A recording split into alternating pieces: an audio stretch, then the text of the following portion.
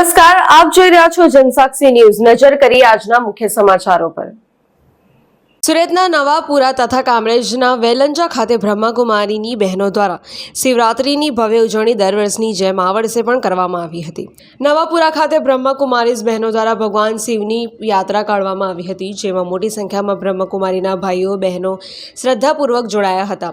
તો બીજી તરફ વિરંજા ખાતે પણ ખૂબ ભવ્ય કાર્યક્રમ યોજવામાં આવ્યો હતો।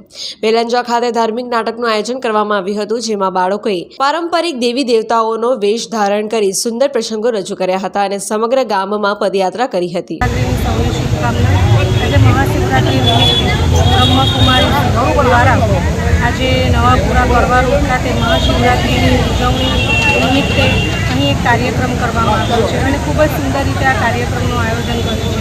દર વર્ષે મહાશિવરાત્રી પર આવા કાર્યક્રમો અલગ અલગ વિસ્તારમાં કરવામાં આવે છે અને આ વખતે શિવજીની યાત્રાનું પણ આયોજન કરવામાં આવ્યું હતું। ખૂબ સારી રીતે આયોજન કર્યું છે, એ બદલ હું બ્રહ્મકુમારીના જે બહેનો છે તે કાયમ ખૂબ જ મહેનતથી આ ભગવાન શિવજીના મહાશિવરાત્રીનો કાર્યક્રમની ઉજવણી કરતા હોય છે, તો એમને ખૂબ ખૂબ અભિનંદન કરું છું। Bureau report, Jansakshi news, Bardoli.